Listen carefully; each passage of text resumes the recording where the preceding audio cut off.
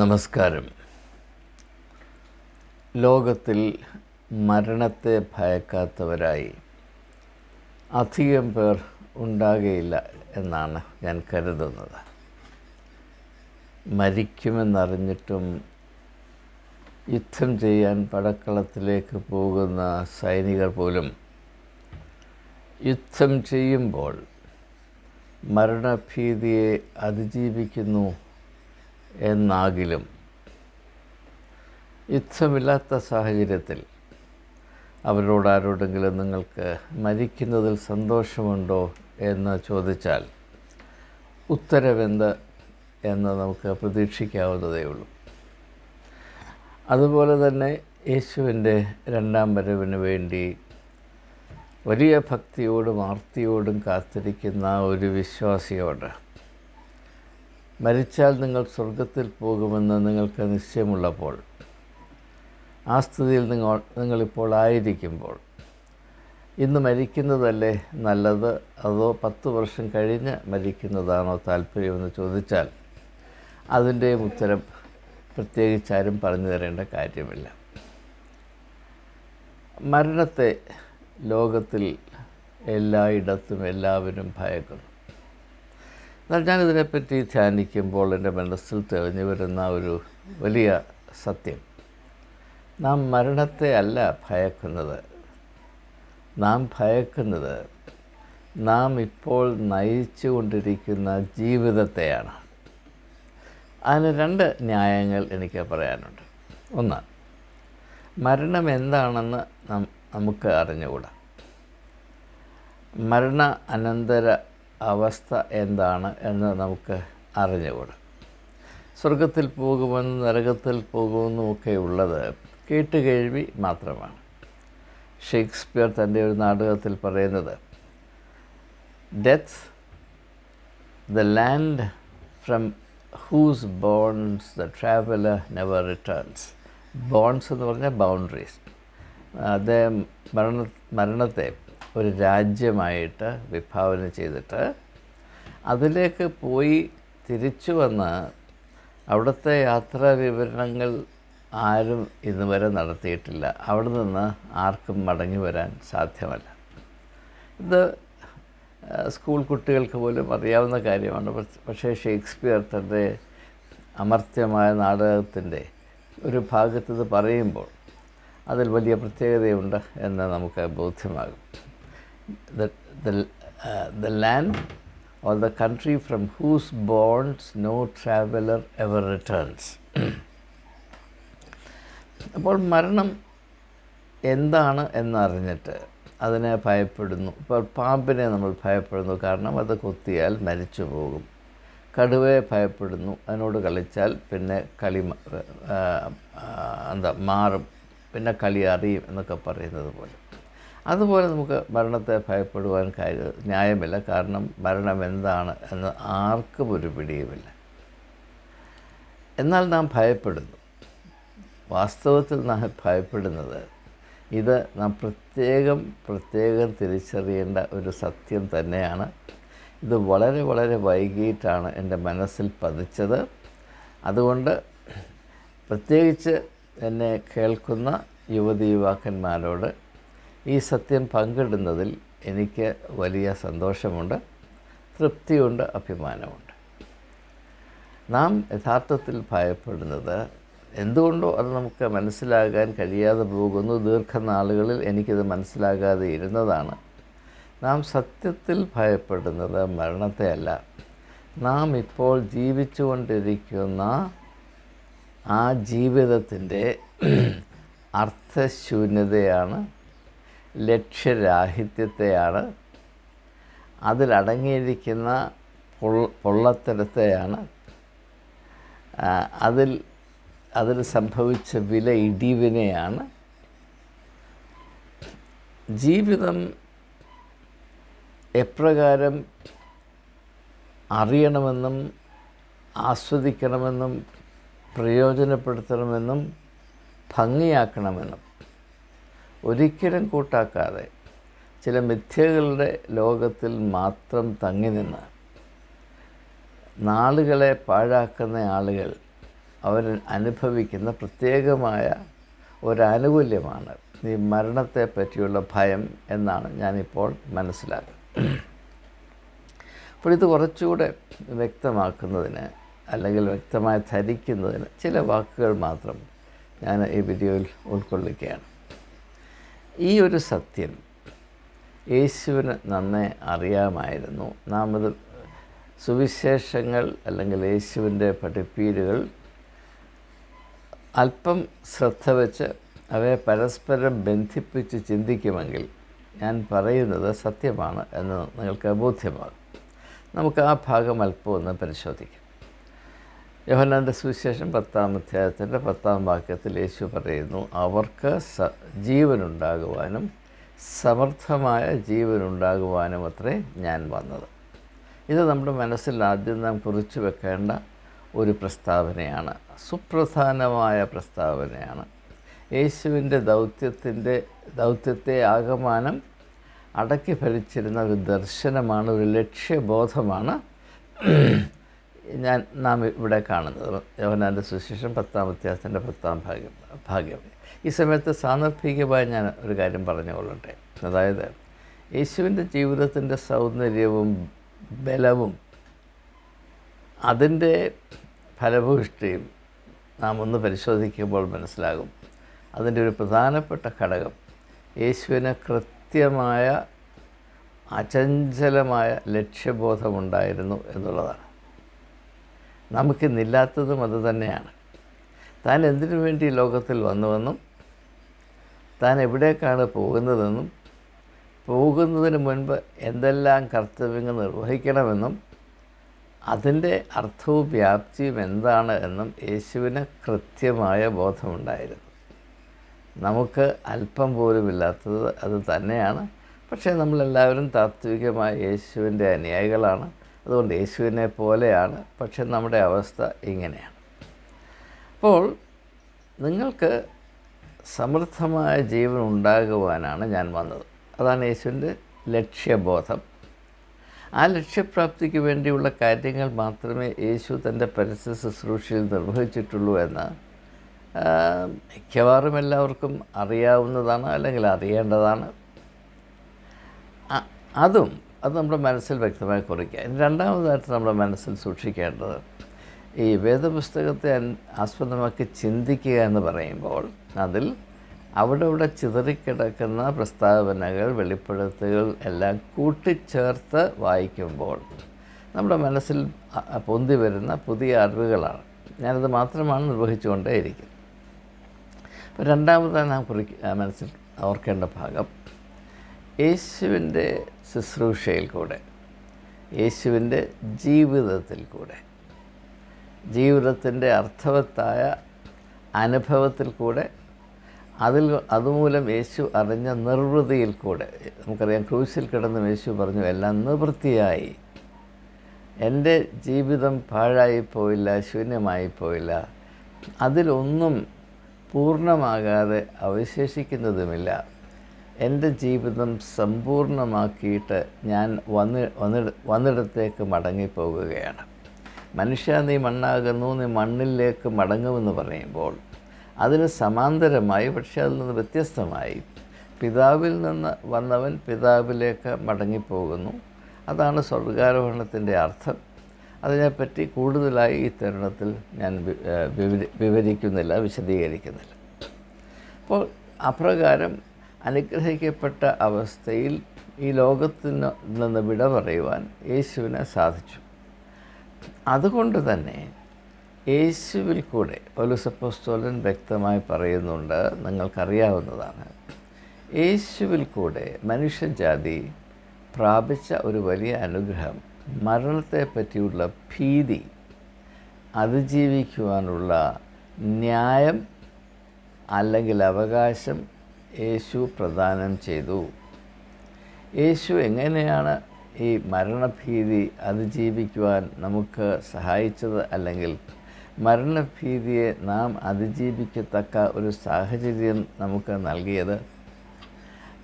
എല്ലാവരും ധരിച്ചു വച്ചിരിക്കുന്നത് യേശു ക്രൂശിൽ മരിച്ചതുകൊണ്ട് നമ്മുടെ മരണഭീതി മാറുവാൻ ന്യായമുണ്ട്. യേശു സധൈര്യം മരണത്തെ അഭിമുഖീകരിച്ചു. അവൻ ഭയവും വിറയലുമില്ലാതെ ക്രൂശിലേക്ക് അല്ലെങ്കിൽ കാൽവറിയിലേക്ക് നടന്നുപോയി. അതുകൊണ്ട് നമുക്ക് ഭയം ഉണ്ടാകേണ്ട ആവശ്യമില്ല. ഭയത്തിൽ നിന്ന് നമുക്ക് വിടുതൽ പ്രാപിച്ചു എന്നതാണ് നാം ധരിച്ചു വച്ചിരിക്കുന്നത്. ഒരു പക്ഷേ അത്ര ശ്രദ്ധയില്ലാതെ പൗലോസ് അപ്പോസ്തലൻ്റെ വാക്കുകൾ വായിച്ചാൽ അങ്ങനെ ഒരു ധാരണ ഉണ്ടാകാൻ സാധ്യതയുണ്ട് എന്നും ഞാൻ മനസ്സിലാക്കുന്നു. പക്ഷേ സത്യമായി നിങ്ങളോട് പറഞ്ഞാൽ നിങ്ങൾക്ക് ഓരോരുത്തർക്കും പ്രയോജനമുള്ള ആത്മീയ സത്യം വെളിപ്പെടുത്തുവാൻ നിങ്ങളെന്നെ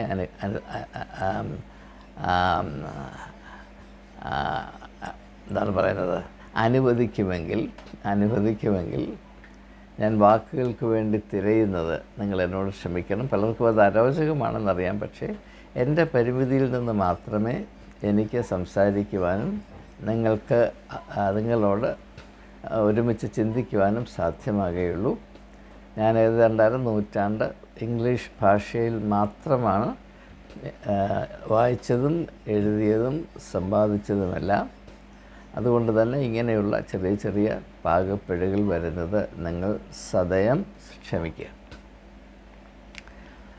അപ്പോൾ യേശു തൻ്റെ ക്രൂശിലെ മരണത്തിൽ കൂടെയാണ് മരണഭീതി തകർത്തത് എന്ന ഒരു ധാരണയാണ് പൊതുവെ നിലനിൽക്കുന്നത്. എന്നാൽ എൻ്റെ എളിയ അഭിപ്രായത്തിൽ അതുകൊണ്ട് നമുക്ക് വലിയ പ്രയോജനമൊന്നുമില്ല. മരണഭീതി നമ്മിൽ നിന്ന് മാറത്തക്കവണ്ണം ക്രൂശിലെ മരണം വലിയ സംഭാവന നമുക്ക് നൽകുന്നില്ല.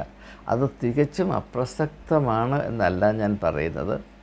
നിങ്ങൾ യേശുവിൻ്റെ ക്രൂശീകരണത്തിൻ്റെ ദൃശ്യം മാത്രം പരിഗണിച്ചാൽ, അതിനുശേഷം ഉയർപ്പും കൂടെ പരിഗണിച്ചാൽ, ഞാൻ സത്യമായി നിങ്ങളോട് പറയുന്നു, നിങ്ങളുടെ മരണഭീതി മാറുകയില്ല. നാം എത്രയോ വർഷങ്ങളായി ക്രൂശിനെ ധ്യാനിക്കുന്നു. അതിസമർത്ഥമായ ക്രൂശിൻ്റെ ധ്യാനം നടത്തുന്ന എത്രയോ വിദഗ്ധന്മാർ നമുക്കുണ്ട്. നമ്മുടെ ഓരോ വീട്ടിലും ക്രൂശിനെ വച്ചിരിക്കുന്നു. മുക്കിനും മൂലയ്ക്കും കുരിശു തൊട്ടികൾ സ്ഥാപിച്ചിരിക്കുന്നു. അതുകൊണ്ടുള്ള ആദായം വർദ്ധിച്ചുകൊണ്ടേയിരിക്കുന്നു. എന്നാലും മരണഭീതി കൂടുകയല്ലാതെ കുറയുന്നില്ലല്ലോ. അപ്പോൾ എവിടെയോ ഒരു പാകപ്പിഴയുണ്ട്. എവിടെയോ ഒരു സ്ക്രൂ ഇല്ലാതെ പോയി. അതുകൊണ്ട് ഈ വണ്ടി ഓടുന്നില്ല. ഇതാണ് സത്യം. പക്ഷെ സത്യത്തെ തിരിച്ചറിയുവാൻ എന്തുകൊണ്ടോ നമുക്ക് മടിയാണെങ്കിൽ ഭയമാണ്. നാം നമ്മുടെ അവസ്ഥകളോട് നീതി പാലിക്കണ്ടേ? നമ്മുടെ അവസ്ഥയെപ്പറ്റിയെങ്കിലും സത്യസന്ധമായി ഒരു വാക്ക് പറയാൻ നാം ധൈര്യം കാണിച്ചില്ലെങ്കിൽ നാം സ്വതന്ത്രരാണ് എന്ന് പറയുന്നതിൽ എന്തെങ്കിലും അർത്ഥമുണ്ടോ? അതുകൊണ്ട് സത്യമായി പറഞ്ഞാൽ യേശുവിൻ്റെ ക്രൂശിലെ മരണത്തിൽ കൂടെ മാത്രം അതുമാത്രം ധ്യാനിച്ചാൽ ഒരിക്കലും നമ്മുടെ ഉള്ളിൽ നമ്മെ കാർന്നു തിന്നുന്ന, നമ്മെ എപ്പോഴും ഭയപ്പെടുത്തിക്കൊണ്ടേയിരിക്കുന്ന ഈ മരണഭീതിയിൽ നിന്ന് അല്പം പോലും വിടുതൽ നമുക്ക് പ്രാപിപ്പാൻ സാധ്യമല്ല എന്ന് സത്യം പറയുന്നത് അപകടമാണ് എങ്കിൽ തന്നെയും ഞാൻ ഏവരെയും കർത്താവിൻ്റെ നാമത്തിൽ അറിയിച്ചു കൊള്ളട്ടെ. പിന്നെ എങ്ങനെയാണ് യേശുവിൽ കൂടെ മരണഭീതി മാറ്റുവാൻ മനുഷ്യർക്ക് കഴിയുന്നത്? കഴിയും. എങ്ങനെ കഴിയും? അത് നമുക്ക് ഇപ്പോൾ മനസ്സിലാക്കാൻ ശ്രമിക്കാം. ഞാനീ പറയുന്നത് മുഴുവനും എൻ്റെ എളിയ അഭിപ്രായമാണ്. അതിന് ആത്യന്തികമായ പ്രയോജനമുണ്ടോ, സത്യമുണ്ടോ എന്ന് പരിശോധിച്ച് നിങ്ങൾക്ക് ബോധ്യമായത് മാത്രം സ്വീകരിക്കുകയും, എന്നാൽ സ്വീകരിക്കുന്നത് അതിനനുസരിച്ച് പ്രവർത്തിക്കാൻ കൂട്ടാക്കുകയും ചെയ്യണം എന്ന് ആമുഖമായി ഞാൻ അപേക്ഷിക്കുകയാണ്. യേശുവിൻ്റെ ക്രൂശിലെ മരണത്തിൻ്റെ തന്നെ മാഹാത്മ്യം എവിടെ നിന്നാണ് ആരംഭിക്കുന്നത്? തീർച്ചയായും നിശ്ചയമായും ക്രൂശിൽ നിന്നല്ല. യേശു മരിക്കുന്ന ആ നിമിഷം വരെ ക്രൂശിന് യാതൊരു മഹിമയും ഇല്ലായിരുന്നു എന്ന് മാത്രമല്ല, യഹൂദൻ ഏറ്റവും വെറുത്തിരുന്ന ഒരു വസ്തു ക്രൂശായിരുന്നു. ഇംഗ്ലീഷ് കവിയായ അലക്സാണ്ടർ പോപ്പ് അദ്ദേഹത്തിൻ്റെ ഒരു കവിതയിൽ പറയുന്നുണ്ട്, cross which the Jews abhor and Christians love, or cross which Christians love and Jews abhor, അങ്ങനെയാണ് അദ്ദേഹത്തിൻ്റെ വാക്കുകൾ. Which Christians love and Jews abhor, abhor means hate. അപ്പോൾ ആ നിമിഷം വരെ ക്രൂശ് മരണഭീതിയെ അതിജീവിക്കുന്നതിൻ്റെ പ്രതീകമായിരുന്നില്ല, പിന്നെയോ മരണഭീതിയെ അതിൻ്റെ അത്യുച്ഛ കോടിയിലെത്തിക്കുന്ന ഒരു പ്രതീകമായിരുന്നു. അതാണ് ചരിത്ര സത്യം. പിന്നെ എന്തുകൊണ്ടാണ് ആ ക്രൂശിലെ മരണം കൊണ്ട് മനുഷ്യൻ്റെ മരണഭീതി അകറ്റുവാൻ സാധ്യമായി തീരുമെന്ന് നാം പറയുന്നത്? അതിൻ്റെ ലോജിക്കാണ് നാം മനസ്സിലാക്കാൻ ശ്രമിക്കുന്നത്. അത് മനസ്സിലാക്കാൻ പ്രയാസമില്ല. അത് ക്രൂശിൻ്റെ മഹിമയല്ല, ക്രൂശിലേറ്റിയ വ്യക്തിത്വത്തിൻ്റെ മഹിമയാണ്. ആ വ്യക്തിത്വത്തിൻ്റെ പ്രഭ കൊണ്ടാണ് ആ ക്രൂശിൻ്റെ സ്വഭാവം തന്നെ എന്നേക്കുമായി രൂപാന്തരപ്പെട്ടു പോയത്. യേശുവിൻ്റെ മാഹാത്മ്യത്തിൻ്റെ ആത്യന്തികമായ അളവുകോൽ എന്താണ്? മനുഷ്യൻ വെറുത്തിരുന്ന നിർജീവമായ ഒരു വസ്തു, കുറ്റവാളികളെ കൊല്ലാൻ മാത്രം ഉപയോഗിക്കുന്ന ചോരയുടെ മണം ഒരിക്കലും വിട്ടുപോകാത്ത ഒരു പ്രതീകം, ഒരു വസ്തു, അതിനെ മനുഷ്യരാശിയുടെ അഭൗമമായ പ്രത്യാശയുടെ സമാനതയില്ലാത്ത ഒരു പ്രതീകമായി രൂപാന്തരപ്പെടുത്തുവാൻ പര്യാപ്തമായ ശക്തി എന്താണ്? അതിൻ്റെ പേരാണ് യേശുവിൻ്റെ വ്യക്തിത്വം. വ്യക്തിത്വം എന്ന് പറയുന്നത്, ഇത് നാം പ്രത്യേകം ശ്രദ്ധിക്കുക, പ്രത്യേകിച്ച് യുവാക്കന്മാർ ശ്രദ്ധിക്കുക. എല്ലാവർക്കും ഇത് ബാധകമാണ്, എങ്കിലും പ്രത്യേകിച്ച് അവർക്കാണ് ഇത് കേട്ടാൽ കൂടുതൽ പ്രയോജനം വരാമെന്നുള്ളത് കൊണ്ടാണ് അവരെ പ്രത്യേകിച്ച് മനസ്സിൽ വെച്ചുകൊണ്ട് ഞാൻ സംസാരിക്കുന്നത്.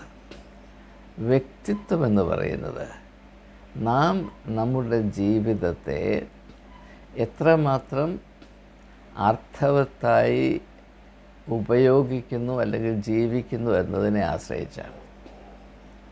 നിങ്ങൾക്ക് നിങ്ങളുടെ വ്യക്തിത്വം വളർത്തണമെന്നോ അതിൻ്റെ സൗന്ദര്യം വർദ്ധിപ്പിക്കണമോ എന്നോ അതിൻ്റെ ഗാംഭീര്യം വലുതാകണമെന്നോ താല്പര്യമുണ്ടോ?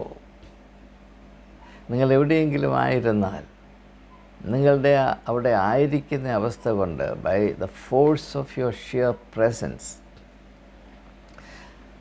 ഒരു വ്യത്യാസം വരിക, നന്മയുടെ സാധ്യതകൾ അഭൂതപൂർവമായി തെളിഞ്ഞു വരിക, ആ സാഹചര്യത്തിൽ മനുഷ്യത്വത്തിൻ്റെ വെളിച്ചം പ്രകാശിച്ചു തുടങ്ങുക. അപ്രകാരമുള്ള വ്യക്തിത്വം നിങ്ങൾക്ക് പ്രാപിക്കണമെങ്കിൽ അത് പ്രാപ്യമാണ്, സാധ്യമാണ്, സംശയമില്ല. പക്ഷേ അതിൻ്റെ മാനദണ്ഡം എന്താണ്? നിങ്ങളുടെ ജീവിതം അതിൻ്റെ ഓരോ സൂക്ഷ്മതലങ്ങളിലും, നിസ്സാരമെന്ന് മനുഷ്യർ പൊതുവെ ധരിച്ചിരിക്കുന്ന ഓരോ ഘടകങ്ങളിലും, നിങ്ങൾ ഇരിക്കുന്നത്, നടക്കുന്നത്, നോക്കുന്നത്, നിങ്ങൾ സംസാരിക്കുന്നത്, നിങ്ങൾ എന്തിനു വേണ്ടി ജീവിക്കുന്നു എന്നുള്ളത്, നിങ്ങൾ ഏത് ഔന്നത്യത്തിൽ നിങ്ങൾ ചിന്തിക്കുകയും പ്രവർത്തിക്കുകയും ചെയ്യുന്നു എന്നുള്ളത്, നിങ്ങളുടെ ദർശനം എപ്രകാരമാണ് എന്നുള്ളത്, നിങ്ങളുടെ സ്വഭാവം, ഇവയിലൊക്കെ അടങ്ങിയിരിക്കുന്ന പ്രത്യേകതകളുടെ ആകത്തുകയാണ് വ്യക്തിത്വം എന്ന് പറയുന്നത്. വ്യക്തിത്വം മാത്രമല്ല, നിങ്ങളുടെ വ്യക്തിത്വത്തിൻ്റെ ആധികാരികത, അതിൻ്റെ അഭൗമമായ പ്രകാശം, അത് ഭൂമിയിൽ മുഴുവനും പരക്കട്ടെ എന്നതാണ് യേശുവിൻ്റെ ദർശനം, അതിമനോഹരമായ ദർശനം. അങ്ങനെ നമ്മുടെ ജീവിതം ദൈവം വിഭാവന ചെയ്തതുപോലെയുള്ള അർത്ഥഗാംഭീര്യമായ സൗന്ദര്യമേറിയ അവസ്ഥയിൽ നാം ജീവിക്കുമ്പോൾ, ദൈവികമായ ലക്ഷ്യങ്ങളെ അനുസ്യൂതം നാം പിന്തുടരുമ്പോൾ, നാം ദൈവഹിതം ആരാഞ്ഞറിഞ്ഞ് അത് ഈ ഭൂമിയിൽ നിർവഹിച്ചുകൊണ്ടേ ഇരിക്കുമ്പോൾ, മർത്യമായ ഈ അവസ്ഥയെ എപ്പോഴും പിന്തുടരുന്ന മരണഭീതി, നാം മർത്യമായ അവസ്ഥയിൽ നിന്ന് മെല്ലെ മെല്ലെ മുൻപോട്ട് പോയി അമർത്യതയുടെ ഉറവിടമായ ദൈവത്തോട് അടുക്കുകയും കൃപയാൽ നാം താതാത്മ്യം പ്രാപിക്കുകയും ചെയ്യുമ്പോൾ, നാം ഈ മർത്യ ലോകത്തിൻ്റെ ഒഴിച്ചുകൂടാത്ത ഘടകമായ മരണഭീതി. എന്നത് ഈ ലോകത്തിൻ്റെ ഒഴിച്ചുകൂടാൻ വയ്യാത്ത നിയമമാണ്. ആ ഒഴിച്ചുകൂടാൻ വയ്യ എന്ന ഘടകമാണ് മരണത്തിൻ്റെ ഭീതിയായി നമ്മുടെ ഉള്ളിൽ പ്രവർത്തിക്കുന്നത്. എന്നാൽ ഒഴിച്ചുകൂടാ എന്നത് നമ്മെ ഭയപ്പെടുത്തുന്നതിൻ്റെ കാര്യം നമ്മുടെ ജീവിതം നാം പാഴാക്കിക്കൊണ്ടേയിരിക്കുന്നു എന്നത് തന്നെയാണ്. ഞാൻ കേൾക്കുന്ന സഹോദരി സഹോദരങ്ങളെ, ഈ ലോകത്തിലുള്ള എല്ലാ വ്യക്തികളെയും എൻ്റെ സഹോദരി സഹോദരങ്ങൾ എന്ന് ധരിച്ചുകൊണ്ട് ഞാൻ പറയുകയാണ്, ഈ ലോകത്തിലുള്ള എല്ലാവരും എപ്പോഴും അനുഭവിച്ചു കൊണ്ടിരിക്കുന്ന ഒരു അരിഷ്ടതയുണ്ട്. നാം അത് എത്രമാത്രം വെളിപ്പെടുത്തുന്നു അല്ലെങ്കിൽ മറച്ചു വയ്ക്കുന്നു, എത്രമാത്രം സമ്മതിക്കുന്നു അല്ലെങ്കിൽ നിരാകരിക്കുന്നു, അത് ഇവിടെ ബാധകമല്ല. എല്ലാവരും, ഏത് തലപ്പത്തിരിക്കുന്നവരും, ഏത് വലിയവനും ഏത് ചെറിയവനും, പണ്ഡിതനും പാമരനും, കയ്യൂക്കുള്ളവനും ഇല്ലാത്തവനും, ഭരണചക്രം തിരിക്കുന്നവനും ചക്രമില്ലാതെ കടന്ന് തിരിയുന്നവനും, എല്ലാവരും ഒന്നുപോലെ അനുഭവിക്കുന്ന ഒരു യാഥാർത്ഥ്യമുണ്ട്. എന്താണ്? എൻ്റെ ജീവിതത്തിൻ്റെ അർത്ഥശൂന്യത. ഈ തരുണത്തിൽ സാന്ദർഭികമായ ഒരു പുസ്തകത്തെ ഞാൻ നിങ്ങൾക്ക് പരിചയപ്പെടുത്തട്ടെ. വിയന്നയിൽ പ്രവർത്തിച്ചിരുന്ന അതിവിദഗ്ധനായ ഒരു ഡോക്ടർ, അദ്ദേഹത്തിൻ്റെ പേര് വിക്ടർ ഫ്രാങ്കൽ എന്നാണ്. Victor VIKTOR, Victor Frenkel, FRANKL. അദ്ദേഹത്തിൻ്റെ പ്രസിദ്ധമായൊരു പുസ്തകമുണ്ട്, മാൻസ് സെർച്ച് ഫോർ മീനിങ്. ഈ പുസ്തകം അദ്ദേഹം എഴുതുന്നത് ഹിറ്റ്ലറുടെ ഓസ്വിച്ച് എന്ന് പറയുന്ന തടങ്കൽ പാളയത്തിലാണ്, കോൺസെൻട്രേഷൻ ക്യാമ്പിലാണ്. അവിടെ ആളുകളെ കൊണ്ടുപോയത് അവരെ കൊല്ലുവാൻ വേണ്ടി മാത്രമാണ്. ഹിറ്റ്ലറുടെ കോൺസെൻട്രേഷൻ ക്യാമ്പിൽ നിന്ന് രക്ഷപ്പെട്ട അധികം ആളുകളില്ല എന്ന് നമുക്കറിയാം. ഏതാണ്ട് 60 ലക്ഷം യഹൂദന്മാരെ കൊന്നൊടുക്കിയ ആ ഒരു അറേഞ്ച്മെൻറ്റിൻ്റെ, സംവിധാനത്തിൻ്റെ പേരാണ് ഞാൻ പറയുന്നത്. ഓസ്വിച്ചിൽ മാത്രമല്ല, അങ്ങനെ 10-12 ഇടങ്ങളിലായി. അപ്പോൾ ഇദ്ദേഹം ഒരു യഹൂദനായിരുന്നു. അദ്ദേഹത്തെ അറസ്റ്റ് ചെയ്തു. വളരെ പ്രഖ്യാതനായ ഒരു സൈക്യാട്രിക് ഡോക്ടർ. അപ്പോൾ അദ്ദേഹം ഈ തടങ്കലിൽ ഇങ്ങനെ മരണത്തിൻ്റെ കരിനിഴൽ എപ്പോഴും അദ്ദേഹത്തിന് മേൽ വർദ്ധിച്ചുകൊണ്ടിരുന്ന സമയത്ത് അദ്ദേഹത്തിൻ്റെ ഉള്ളിലുള്ള അറിവുകൾ, ചിന്തകൾ, അതിൽ അദ്ദേഹം പ്രത്യേകമായിട്ട് പറയുന്നത്, മനുഷ്യന് ഈ ലോകത്തിലെ എല്ലാ അവസ്ഥയും സഹിക്കാം, എന്നാൽ അവന് സഹിച്ചുകൂടാത്തത് ജീവിതത്തിൻ്റെ അർത്ഥശൂന്യതയാണ്. ഒരു കോൺസെൻട്രേഷൻ ക്യാമ്പിൽ വസിക്കുമ്പോൾ പോലും എൻ്റെ ജീവിതത്തിന് അർത്ഥമുണ്ട് എന്നല്പം ബോധ്യമുണ്ടെങ്കിൽ ആ അവസ്ഥയും സഹിക്കുവാനും അതിനെ അതിജീവിക്കുവാനും സാധ്യമാണ് എന്നത് എൻ്റെ അനുഭവമാണ് എന്നുള്ളതാണ് വിക്ടർ ഫ്രാങ്കലിൻ്റെ ഈ അതിമനോഹരമായ ശ്രദ്ധേയമായ മാൻസ് സെർച്ച് ഫോർ മീനിങ് എന്ന പുസ്തകത്തിൽ കൂടെ അദ്ദേഹം സാക്ഷ്യപ്പെടുത്തുന്നത്. അപ്പോൾ അവിടെയും ഈ തത്വം വളരെ പ്രസക്തമാണ്. മരണഭീതിയിൽ നിന്ന് വിക്ടർ ഫ്രാങ്കലിനെ സംരക്ഷിച്ചുകൊണ്ടേയിരുന്നത് തൻ്റെ ജീവിതത്തിന് ഒരു ലക്ഷ്യമുണ്ട് എന്നും അതുകൊണ്ട് ഈ കോൺസെൻട്രേഷൻ ക്യാമ്പിന് അതീതമായുള്ള ലോകവുമായി ബന്ധമുണ്ട് എന്നും അത് ദൈവ കൽപ്പിതമായ ഒരു ദൗത്യത്തിൻ്റെ ഭാഗമാണ് എന്നും അദ്ദേഹത്തിന് വ്യക്തമായ ബോധ്യമുണ്ടായതുകൊണ്ടാണ് അദ്ദേഹം പട്ടുപോകാതെ ആ കോൺസെൻട്രേഷൻ ക്യാമ്പ് അതിജീവിക്കുകയും അതിൻ്റെ അവസ്ഥകൾ എന്താണെന്ന് ബാഹ്യലോകത്തിന് അറിയത്തക്കവണ്ണം ശ്രദ്ധേയമായ ഈ പുസ്തകം എഴുതുവാനും ഇടയായത്. അപ്പോൾ അവിടെ ഞാൻ പറഞ്ഞ മർമ്മം വളരെ വ്യക്തമാണ്. നാം മരണഭീതി എന്ന് ധരിച്ചിരിക്കുന്നത് തെറ്റാണ്. നാം വാസ്തവത്തിൽ സത്യത്തിൽ ഭയക്കുന്നത് മരണത്തെയല്ല, നാം ഇപ്പോൾ നയിച്ചു കൊണ്ടിരിക്കുന്ന ജീവിതത്തിൻ്റെ അർത്ഥശൂന്യതയാണ്. കാരണം അർത്ഥശൂന്യമായി കഴിയുന്ന ജീവിതത്തിൻ്റെ അല്ലെങ്കിൽ ജീവിതങ്ങളുടെ ഉടമകൾ, അവർക്ക് പ്രാപിക്കാവുന്ന ഒരേ ആനുകൂല്യം അനന്തമായ ശൂന്യതയാണ്. നിങ്ങൾ പ്രത്യേകമായത് മനസ്സിലാക്കുക. അതായത് നമ്മുടെ ഇഹലോക ജീവിതവും മരണാനന്ത ജീവിതവും തമ്മിൽ പൊരുത്തമുണ്ട്. ഈ ലോകത്തിൽ അർത്ഥശൂന്യമായി ജീവിക്കുകയും കൃമികളെപ്പോലെ ജീവിക്കുകയും നമുക്ക് വിഭാവന ചെയ്യപ്പെട്ട വ്യക്തിത്വത്തിൻ്റെ സാധ്യതകളെ അവഗണിച്ച് മറ്റെന്തോ മരീചികയുടെ പുറകെ അർത്ഥമില്ലാത്ത ഈ ഒരു പ്രയാണം നടത്തുകയും ചെയ്ത് ജീവിതം പാഴാക്കിക്കൊണ്ടിരിക്കുന്ന ഏവരുടെയും ഉള്ളിൽ അവരുടെ തന്നെ മനസാക്ഷിയെ മന്ത്രിച്ചു കൊണ്ടിരിക്കുന്ന ഭയപ്പെടുത്തുന്ന ഒരു യാഥാർത്ഥ്യമുണ്ട്. എന്താണ്? നീ ജീവിക്കുന്ന ഈ ജീവിതത്തിൻ്റെ അർത്ഥശൂന്യത അനന്തതയിൽ അത് വെറും അർത്ഥശൂന്യതയായി മാത്രം നിലനിൽക്കും. അത് വെറും ശൂന്യതയായി മാത്രം നിലനിൽക്കും. അതുകൊണ്ട് തന്നെ ആ അവസ്ഥയാണ് നരകം എന്നൊക്കെ പറയുന്ന നമ്മുടെ ആശയം കൊണ്ട് നാം മനസ്സിലാക്കേണ്ടത്. അവിടെ തീയും പുകയും പുഴുവും കെടാത്ത എന്നൊക്കെ പറഞ്ഞുള്ള ഈ വർണ്ണനകൾ അതൊക്കെ വെറും കാവ്യാത്മകമാണ്. മനുഷ്യനാണെങ്കിൽ അവനൊരിക്കലും വഹിക്കാൻ വയ്യാത്തത് തീയും പുകയും ഒന്നുമല്ല, അർത്ഥശൂന്യതയാണ്, അല്ല ശൂന്യതയാണ്. മരണം അർത്ഥരഹിതമായി ജീവിച്ച് നഷ്ടപ്പെടുത്തിയ ഒരു ജീവൻ ചെന്ന് അവസാനിക്കുന്നത് അത് നിത്യതയുടെ നീതിയും നിയമവുമാണ്. അത് ചെന്ന് അവസാനിക്കുന്നത് ശൂന്യതയിലാണ്. കാരണം നാം ഈ ലോകത്തിലായിരിക്കുമ്പോൾ നാം മനഃപൂർവ്വം തിരഞ്ഞെടുക്കുന്നത് ശൂന്യത മാത്രമാണ്. നാം പല കാര്യങ്ങൾ ചെയ്യുന്നുണ്ട്, തത്രപ്പെടുന്നുണ്ട്, ശരീരം ചുടുവാനേൽപ്പിക്കുന്നുണ്ട്, നന്നായി അധ്വാനിക്കുന്നുണ്ട്, പലവിധമായ ഭക്തി പ്രകടനങ്ങൾ, നാടകങ്ങൾ നാം കളിക്കുന്നുണ്ട്. കേട്ടുകേഴ്വി മാത്രമുള്ള മതപരമായ ആചാരങ്ങൾ, അതിൽ കൂടെ നാം ചെറുപ്പം മുതലേ ഗ്രഹിച്ചെടുത്ത യാതൊരു പ്രയോജനവുമില്ലാത്ത സങ്കല്പങ്ങൾ, ചില ആളുകളുടെ താല്പര്യത്തിന് മാത്രം ഓടിക്കുന്ന ഈ പഴഞ്ചൻ വണ്ടി, ഇതൊന്നും നമ്മുടെ ജീവിതത്തിൽ അർത്ഥപൂരിതമായ ഒരു ലക്ഷ്യബോധം ഉണർത്തുവാൻ ഇന്നുവരെയും നമ്മെ സഹായിച്ചിട്ടില്ല എന്നതാണ് സത്യം. പക്ഷേ ഈ സത്യം തിരിച്ചറിയുവാൻ ആരും ധൈര്യം കാണിക്കുന്നില്ല. എനിക്കിത്ര മാത്രമേ നിങ്ങളോട് പറയാനുള്ളൂ. നിങ്ങൾ ഓരോരുത്തരും നിങ്ങളുടെ വ്യക്തിത്വത്തിൻ്റെ അവസ്ഥയെ ഒന്ന് ശ്രദ്ധിപ്പീൻ. മറ്റൊന്നും നിങ്ങൾ ചെയ്യണ്ട. നിങ്ങൾ വേദശാസ്ത്രം പഠിക്കേണ്ട. നിങ്ങൾ വലിയ കാര്യങ്ങൾ, മലയെ മാറ്റാനുള്ള വിശ്വാസം പോലും വേണ്ട, ഒന്നും വേണ്ട. നിങ്ങളുടെ അവസ്ഥയെ അല്പമൊന്ന് പരിഗണിക്കൂ. നിങ്ങളൊന്ന് ശ്രദ്ധിക്കൂ. നിങ്ങളുടെ അവസ്ഥ എന്താണ്? വളരെ പരിതാപകരമാണ്.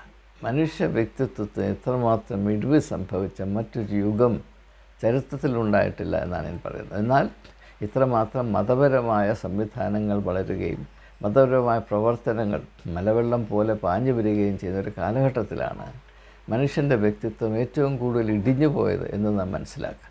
ഇത് നമ്മെ വിളിച്ചറിയിക്കുന്ന സത്യം തിരിച്ചറിയുവാൻ നാം ധൈര്യം കാണിക്കണം. കാരണം ഇത് നമ്മുടെ ജീവൻ്റെയും ജീവിതത്തിൻ്റെയും നിത്യതയുടെയും പ്രശ്നമാണ്. അത് ചില സംവിധാനങ്ങളുടെ സൗകര്യത്തിന് വിരിച്ചു കൊടുക്കാനുള്ള ചവിട്ടുപായല്ല. അങ്ങനെ നിങ്ങൾ നിങ്ങളുടെ വ്യക്തിത്വത്തെ ആക്കി തീർക്കരുത്.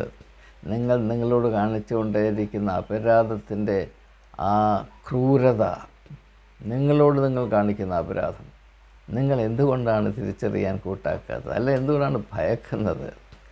ഞാൻ നിങ്ങളോട് വ്യക്തമായി ചോദിക്കുന്നു. നെഞ്ചത്ത് കൈവച്ച് നിങ്ങൾക്കാർക്കെങ്കിലും പറയാമോ, ഞാൻ അർത്ഥപൂരിതമായ ഒരിക്കലും മാറി മറിയാത്ത ലക്ഷ്യബോധത്തോടെയാണ് ജീവിക്കുന്നത്, ഞാൻ എൻ്റെ വ്യക്തിത്വത്തോട് നീതി പാലിക്കുന്നുണ്ട് എന്ന് പറയുമ്പോൾ അതിൻ്റെ അർത്ഥം കൂടെ മനസ്സിലാക്കണം. ഞാൻ എൻ്റെ വ്യക്തിത്വത്തോട് നീതി പാലിക്കുന്നുവെന്ന് അവകാശം പറയണമെങ്കിൽ ദൈവം ഏത് വിഭാവന ചെയ്ത് ഞാൻ എങ്ങനെ ആയിരിക്കണമെന്ന് വിഭാവന ചെയ്ത് എന്നെ ഈ ലോകത്തിലാക്കി വച്ചിരിക്കുന്നു, ആ ഒരു ദിശയിലേക്ക് അത് പൂർത്തീകരിക്കുന്നതിന് വേണ്ടി ഞാൻ ഇതാ ഓടിക്കൊണ്ടേയിരിക്കുന്നു. നിരന്തരം ആ ലക്ഷ്യത്തെ ലാക്കാക്കി യേശു എന്ന വിശ്വാസത്തിൻ്റെ വെളിച്ചം എന്നെ നയിക്കുന്നത് കൊണ്ട് ഞാൻ ആ ലക്ഷ്യത്തിലേക്ക് പ്രയാണം ചെയ്യുന്നു. എന്നാൽ ആത്മാർത്ഥമായി സത്യബോധത്തോടെ ആർക്കൊക്കെ അവകാശപ്പെടാൻ കഴിയും? അവരാരും മരണത്തെ ഭയക്കേണ്ടവരല്ല. അവർ മരണത്തെ ഭയക്കുകയുമില്ല. മരണത്തെ ഭയന്ന് വിറച്ച് നിൽക്കുന്നവരാരാണ്? ജീവിതത്തെ പിണ്ണാക്കാക്കുന്നവർ, ജീവിതത്തെ ചാണകമാക്കുന്നവർ, ചപ്പും ചവറുമാക്കുന്നവർ, വലിയ വലിയ അവകാശവാദങ്ങളും വീരവാദങ്ങളും ഉണർത്തും. പാരമ്പര്യത്തിൻ്റെ ഗരിമ പറയും. അവർ ചെയ്തുകൊണ്ടിരിക്കുന്ന സേവനം കൊണ്ട് ബാഹുല്യം അവതരിപ്പിക്കും. പല വിധത്തിലുള്ള നാടകങ്ങളും അഭിനയങ്ങളും. പക്ഷേ ഇതെല്ലാം കഴിഞ്ഞ് ഏകാന്തതയിൽ വീട്ടിലിരിക്കുമ്പോൾ ഉള്ളിൽ പുഴു നുരഞ്ഞു തുടങ്ങും. നാം നരകത്തെ പറ്റിയുള്ള വർണ്ണനയിൽ പറയുമ്പോൾ അവിടെ പുഴു ഇങ്ങനെ നുഴഞ്ഞു നടക്കുന്നു എന്ന് പറഞ്ഞില്ലേ? അതിൻ്റെ അർത്ഥം ഇത് മാത്രമാണ്. നാം ഈ ലോകത്തിലായിരിക്കുമ്പോൾ ഇപ്രകാരമുള്ള ജീവിതം നയിക്കുന്ന ആളുകൾ അവരാണ് ബഹുഭൂരിപക്ഷമെന്ന് ഞാൻ സൂചിപ്പിച്ചു കഴിഞ്ഞു. അങ്ങനെ ഉള്ളവരുടെ ഉള്ളിലാണ് പുഴു ഞൊരയ്ക്കുന്നത്. അവിടെയാണ് എല്ലാ തുരുമ്പും പിടിക്കുന്നത്. അവിടെയാണ് മരണഭീതി എപ്പോഴും നൃത്തം ചവിട്ടുന്നത്. ഇതിൽ നിന്ന് വിടുതൽ നൽകുവാൻ ലോകത്തിലൊരു ശക്തിക്കും സാധ്യമല്ല. ഇതിൽ നിന്ന് വിടുതൽ പ്രാപിപ്പാൻ നിങ്ങൾക്ക് വേറൊരു അഭയവുമില്ല. ദൈവത്തിൻ്റെ അല്ലെങ്കിൽ യേശുവിൽ കൂടെ വെളിപ്പെട്ടു വന്ന ആത്മീയതയുടെ ഏറ്റവും പ്രധാനപ്പെട്ട ലക്ഷ്യം ഓരോ വ്യക്തിയും ഓരോ വിശ്വാസിയും അവൻ്റെ വ്യക്തിത്വത്തിൻ്റെ പൂർണ്ണത പ്രാപിക്കുക എന്നാണ്. കാരണം ആ പൂർണ്ണതയാണ് വെളിച്ചത്തിൻ്റെ അവസ്ഥ. നിങ്ങൾ ലോകത്തിൻ്റെ വെളിച്ചമാകുന്നുവെന്ന് യേശു പറയുമ്പോൾ അതിൻ്റെ പ്രാവർത്തികമായ അർത്ഥം നിങ്ങളുടെ വ്യക്തിത്വത്തെ വിലമതിക്കുകയും അതിനെ അതിൻ്റെ പൂർണ്ണതയിലെത്തിക്കുവാൻ തക്കവണ്ണം ഓരോ നിമിഷവും നിങ്ങൾ കരുതുകയും അധ്വാനിക്കുകയും ചെയ്യണം എന്ന് മാത്രമാണ്. എന്നാൽ അത് ഒന്നും ചെയ്യാതെ ദൈവകൃപ അത് ഞാൻ ഒന്നും ചെയ്തില്ലെങ്കിലും ദൈവത്തിൻ്റെ കൃപ എനിക്ക് മതി, അത് അവസാനം വരെ നിൽക്കുമെന്ന് യേശു പറഞ്ഞിട്ടുണ്ട്.